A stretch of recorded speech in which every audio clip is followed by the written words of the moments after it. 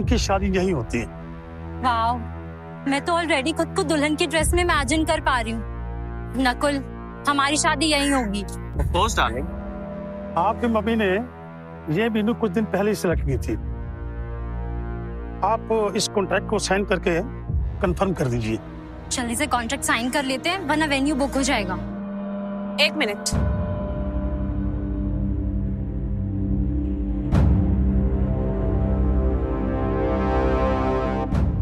ये वेन्यू मेरी माँ ने बुक किया था। नैना, नॉट अगेन। कुछ कंफ्यूजन है। आपका नाम क्या है?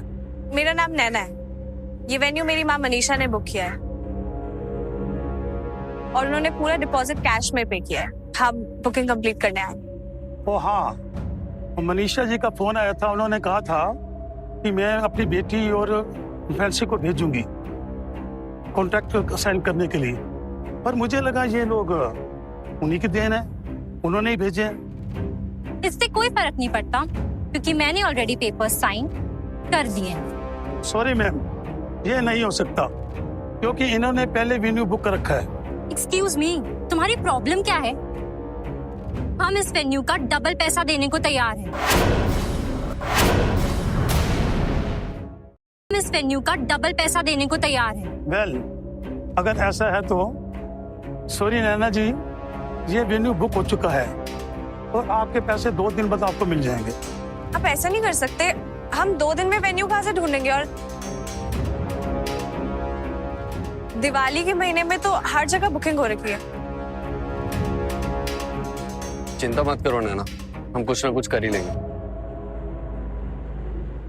देखो तो बोल भी कौन रहा है, एक सड़क छाप फटीचर भिखारी।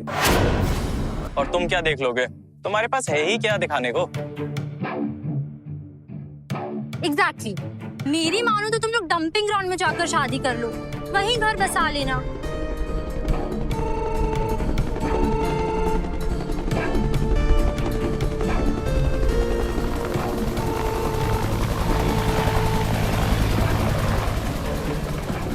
ये तो तुम्हारी महंगी गाड़ी वाला दोस्त है ना? इसके पास चॉपर भी है। ये बंदा यहाँ क्या कर रहा है? ओ प्लीज समीर, अब अपना ये नाटक बंद करो। हमें नीचा दिखाने के लिए कुछ एक्टर्स लाना और उनसे ये सीन क्रिएट करवाना अच्छी बात नहीं होती। और वैसे भी हमने ये वेन्यू बुक कर दिया है, भले ही तुम लोग हमसे पहले क्यों ना आए हो। हाँ, अगर ये एक्टर होते तो हेलीकॉप्टर को रेंट पे लेने के लिए पता कितना पैसा चाहिए। ये अगर हेलीकॉप्टर रेंट पे ले सकते हैं तो पूरी जगह को भी रेंट पे 6 महीने के लिए ले सकते हैं।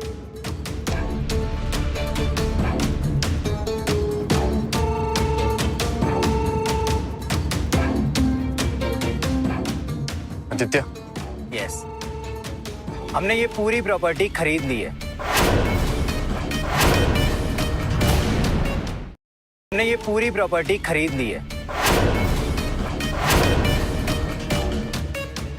और अब सिर्फ मिस्टर एंड मिसेस जिंदल इस पूरी प्रॉपर्टी का इस्तेमाल कर सकते हैं। और तुम दोनों निकलो यहाँ से। क्या? ये कैसे हो सकता है? ये शगुन होटल है, कोई सस्ता बार नहीं है जो जब मुंह उठाए और खरीद लिया जाए। किसने खरीदा इसको? है दुनिया में ऐसे कुछ करोड़पति बिजनेसमैन जो पैसा खर्चने से पहले एक बार भी नहीं सोचते।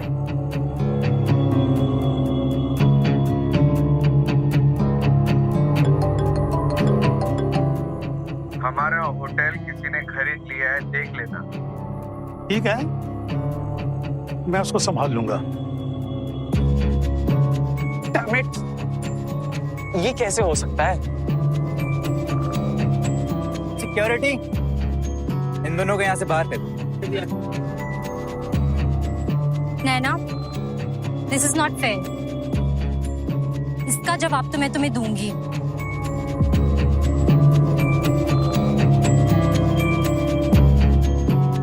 Thank you Aditya.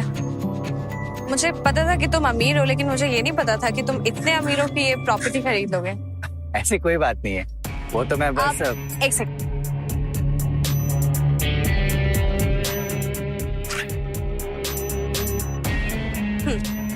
शादी में जरूर आना।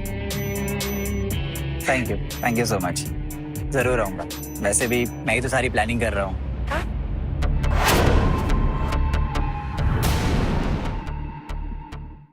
शादी में जरूर आना। Thank you so much. जरूर आऊंगा। वैसे भी मैं ही तो सारी प्लानिंग कर रहा हूँ। सॉरी, क्या कहा तुमने? कुछ नहीं। मैं और समीर तो बचपन के दोस्त हैं, तो अपने दोस्त के लिए मैं इतना तो कर ही सकता हूँ। Thank you. तुमने अभी तक जो भी हमारे लिए किया है उसके लिए बहुत बहुत थैंक यू। No problem. वैसे कल दिवाली चैरिटी इवेंट पे तुम दोनों आना मत भूलना। तुम दोनों के लिए काफी सरप्राइजेस प्लान किए हैं। समीर ने तुम्हें भी बताया इस इवेंट के बारे में? मुझे लगा उसने सिर्फ मुझे बताया है। वैसे क्या खास है इस इवेंट में ऐसा जो सब इसकी तैयारी में लगे हुए हैं? अब तुम्हें अभी सरप्राइज दे दिया ना तो पूरा खराब हो जाएगा काली। सही कहा, अभी हमें तैयारी में लग जाना चाहिए और मुझे कोई भी गड़बड़ नहीं चाहिए। बिल्कुल भी।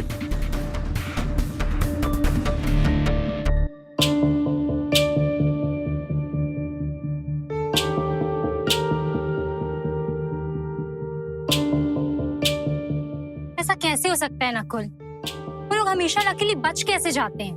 मुझे नहीं पता, पर आई गेस वो मैनेजर सही कह रहा था। अगर ये सब नाटक है तो नैना के पास इतने पैसे कहाँ से आए कि वो हेलीकॉप्टर रेंट कर सके? कहीं ये सब वो आदित्य ने तो नहीं किया? वो अमीर गाड़ी वाला बंदा? नामुमकिन। भला आदित्य नैना के लिए ये सब कुछ क्यों करेगा? अनलेस इन सब के पीछे बहुत ही अमीर और ताकतवर बंदा हो। तुम्हें दिवाली चैरिटी इवेंट के बारे में पता है? मेरे पापा बता रहे थे कि वो जिंदल इंडस्ट्रीज के सीईओ ने ऑर्गेनाइज किया है। तुम्हें दिवाली चैरिटी इवेंट के बारे में पता है? मेरे पापा बता रहे थे कि वो जिंदल इंडस्ट्रीज के सीईओ ने ऑर्गेनाइज किया है। सच? क्योंकि जहां तक मैं जानता हूँ जिंदल इंडस्ट्रीज का सीईओ पिछले 6 महीने से लापता है। मेरे पापा जिंदल इंडस्ट्रीज के हेडक्वार्टर्स में काम करते हैं, वो झूठ क्यों बोलेंगे? और ये आदित्य उस सीईओ का असिस्टेंट हो कैसे सकता है? उसकी इतनी हिम्मत कि वो हमसे ऐसे बात कर सके। हमें ये चीज सीईओ को बतानी ही पड़ेगी और ये खबर सुन के सीईओ से इम्प्रेस हो जाएंगे। इसका मतलब समझ रही हो तुम? लगता है किसी को जल्द ही प्रमोशन मिलने वाला है। बेटा, तुम बहुत थक गई होंगी ना? मेरे साथ हॉस्पिटल भी आई, फिर आकर पूरा खाना भी